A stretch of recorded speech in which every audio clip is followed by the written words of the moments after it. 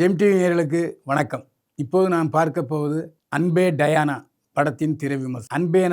அன்பே டயானா படத்தில் பாரி இளவழகன், ரம்யா ரங்கநாதன், ரோஜா செல்வமணி, சேத்தன், கோபி, செல்முருகன், நிக்கிலா பாபு, சிரஞ்சீவி சங்கர் மற்றும் பலர் நடித்திருக்கிறார்கள். ஷெல்லி கேலிஸ்ட் ஒளிப்பதிவு செய்திருக்கிறார். பரத் சங்கர் இசையமைத்திருக்கிறார். கதாநாயகனாக நடித்த பாரி இளவழகன் கதை, திரைக்கதை, வசனம் எழுதி இயக்கியிருக்கிறார். சத்யா கரிகாலன், இரா சரவணன், யுவராஜ் கணேசன் ஆகியோர் இணைந்து தயாரித்த படம் அன்பே டயானா. ரயில்வே காலனியில் வசித்து வருபவர் சேத்தன். ரயில்வே ஃபேக்டரியில் வேலை செஞ்சுட்டு இருக்காரு. அவருடைய மனைவி ஹவுஸ் ஒய்ஃப் ரோஜா செல்வமணி. ரோஜா தெலுங்காரி. ரோஜாவை காதலித்து திருமணம் செய்கிறார் சேத்தன். சேத்தன் தன்னுடைய சம்பளத்தை முழுவதும் மது அருந்துவதற்கும் தன்னுடைய நண்பர்களுக்கு செலவு பண்ணுவதற்கு செலவு பண்ணிடுறார். ஆனால் சிக்கனமாக குடும்பத்தை கவனித்து இந்த இட்லி மாவெல்லாம் விற்று சொந்தமாக வீடு கட்டி குடும்பத்தை நடத்தி கொண்டிருக்கிறார் ரோஜா செல்வமணி. ரோஜா செல்வமணியுடைய முதல் மகள் குடும்ப தகராறில் பிறந்த வீட்டுக்கே வந்து வாழ்ந்து கொண்டிருக்கிறார். ரோஜா செல்வமணிக்கு கொஞ்சம் ஜாதி பற்று அதிகம். தன்னுடைய குழந்தைகள் மூவருக்குமே தன்னுடைய ஜாதியிலேயே திருமணம் செய்து வைக்க வேண்டும் என்று நினைக்கிறார். அதேமாரி இளைய மகன் தன்னுடைய சொந்த சாதியிலேயே ஒருத்தியை காலிச்சு கல்யாணம் பண்ணுறான். ஆனால் மூத்த மகன் பாரி இளவழகன் படித்துவிட்டு கோச்சரா, விளையாட்டு பயிற்சியாளராக நடத்தி கொண்டிருக்கிறார் தனியாக. அவரிடம் பல பசங்க படிக்கிறாங்க. அதில் தன்னுடைய உறவினர் பொண்ணை சேர்ப்பதற்கு வருகிறார் ரம்யா ரங்கநாதன். Anglo Indian. அவங்க அப்பா அம்மா எல்லாருமே ஆங்கிலோ இந்தியன் தான். ஆனாலும் தமிழ் நன்றாக பேசுகிறார் ரம்யா ரங்கநாதன். பள்ளிக்கூடத்திலிருந்தே பாரி இளவழகனும் ரம்யா ரங்கநாதனும் ஒன்றா படிக்கிறாங்க. பாரி இளவழகனை ரம்யா ரங்கநாதனுக்கு ரொம்ப பிடிக்கும். ரம்யா ரங்கநாதனை பாரி இளவழகனுக்கு பிடிக்கும். ரெண்டு பேருமே ஒருத்தர் காதலிக்கிறார்கள். ஆனால் ரம்யா ரங்கநாதன் சொல்ல மாட்டா, வெளியே யார் பாரி இளவழகன்ட்டு சொல்ல மாட்டா. அதேமாரி பாரி இளவழகன் ரம்யா ரங்கநாதன் சொல்ல மாட்டார். இது கடைசி வரைக்கும் அப்படியே போயிட்டுருக்கும். இப்படிப்பட்ட சூழலில் அவருடைய மாமன் மகளை, அதாவது தன்னுடைய அண்ணன் மகளை திருமணம் செய்து வைக்க வேண்டும் என்று ரோஜா செல்வமணி விரும்புகிறார். இந்த கல்யாணம் நடந்துச்சா? காதலை ஒருவர் பரிமாறி கொண்டார்களா? திருமணத்துக்கு பேனர்லாம் அச்சடிச்சாச்சு, கல்யாண நாள் குறிச்சாச்சு. கல்யாண நாளில் பொண்ணை காணும். யார்? உறவினர் ரோஜா செல்வமணியின் அண்ணன் மகளை காணும், அதாவது மணப்பெண்ணை காணும். கிளைமாக்ஸ் ஒரு பரபரப்பான கிளைமாக்ஸ். ஒரு 15 நிமிஷம் பரபரன்னு போகிறது. அதில் எந்த சந்தேகமே இல்லை. எந்த காலத்தில் பாரி இளவழகன் இருக்கிறாருன்னு எனக்கு புரியல. ஏன்னா இந்த காலத்துலலாம் உடனே லவ்வை சொல்லிடுறாங்க, ஃபஸ்ட்டு டேலே சொல்லிடுறாங்க.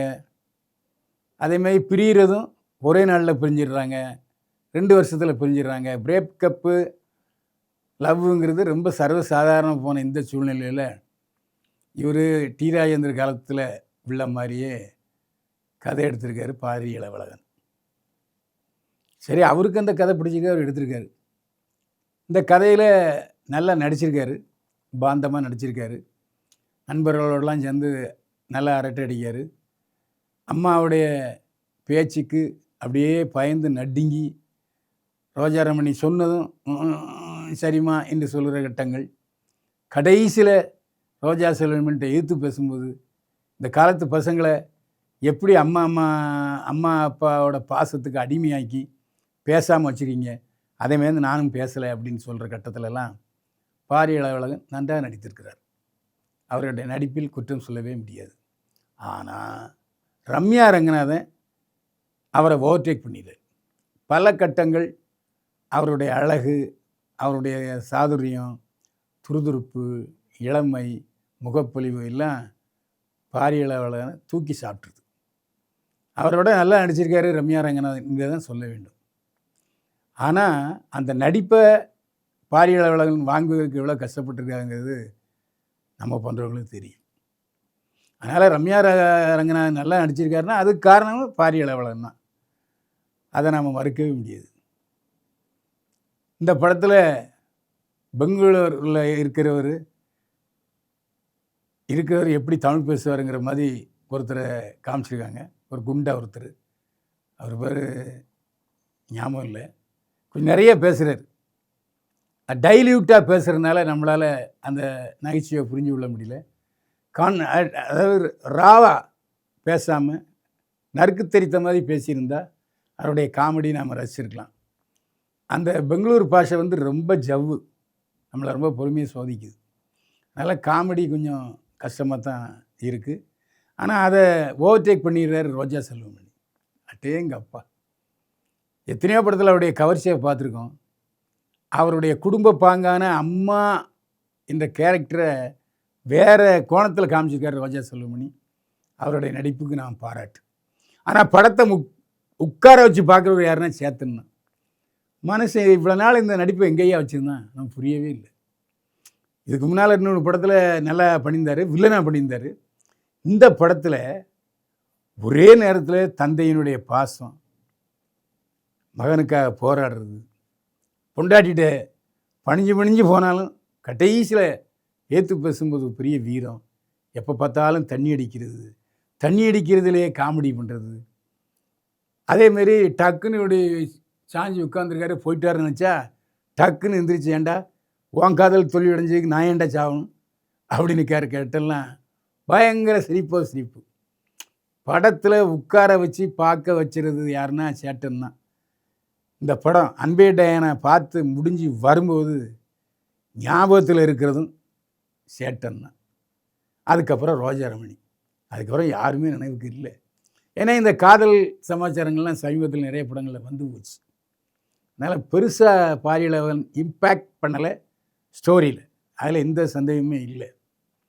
அதாவது ஒரு டியூடு மாதிரி ஒரு பிக்கப் இல்லை, நம்ம மனசை கசக்கி பிழியலை, ட்ராமாவாகவே இருக்குது.